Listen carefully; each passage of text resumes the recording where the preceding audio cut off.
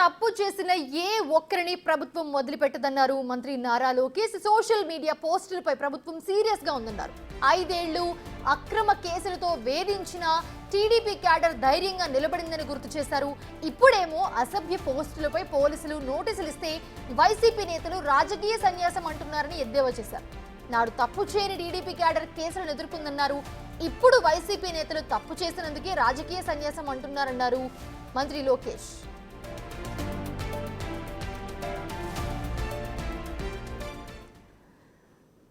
Right, ఇదే అంశానికి సంబంధించి అమరావతి నుంచి మరిన్ని అప్డేట్స్ మా ప్రతినిధి శివ అందిస్తారు. శివ, ప్రెసెంట్ మంత్రి లోకేష్ కొన్ని కామెంట్స్ అయితే చేశారు. ఏవైతే వైసీపీ వాళ్ళు మాట్లాడుతున్నారో క్లియర్ కట్గా మాట్లాడడం జరిగింది.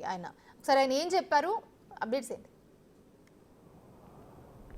రైట్, మోనిషా, మొత్తం మీద చూసుకుంటే తెలుగుదేశం పార్టీ జాతీయ ప్రధాన కార్యదర్శి మంత్రి నారా లోకేష్ చిట్ చాట్లో భాగంగా కొన్ని కీలకమైన వ్యాఖ్యలు చేయడం జరిగింది. ఏదైతే గత 5 సంవత్సరాలుగా సోషల్ మీడియా పేరుతో కానీ లేదా అక్రమ కేసుల విషయంలో కానీ లేకపోతే అనేక రకాలుగా టీడీపీకి సంబంధించిన నేతల్ని కార్యకర్తలను ఇబ్బందులు పాలు చేశారు.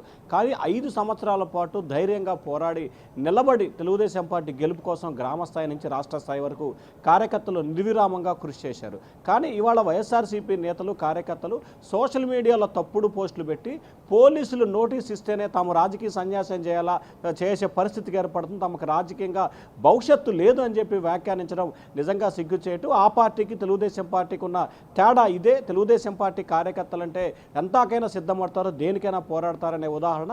వైఎస్ఆర్సీపీకి సంబంధించిన ఆ పునాదికి సంబంధించి ఎక్కడా కూడా నీతి నిజాయితీ లేని పరిస్థితి కనిపిస్తూ ఉంది. పూర్తి స్థాయిలో కలుషితం కూడుకున్న వైఎస్ఆర్సీపీ ఏర్పడింది. అందుకే ఆ పార్టీలో నేతలు కానీ కార్యకర్తలు కానీ నిజాయితీగా నిబద్ధత ఉండే పరిస్థితి ఎక్కడా లేదని చెప్పి లోకేష్ కీలకమైన వ్యాఖ్యలు చేశారు. అలాగే వైఎస్ఆర్సీపీ నేతలు గత 5 సంవత్సరాలుగా ఇష్టానుసారంగా తప్పులు చేసి ఇప్పుడు పోలీసులు నోటీసులు ఇస్తేనే రాజకీయ సన్యాసం చేస్తామంటూ కూడా ఆయన వ్యాఖ్యలు చేయడం.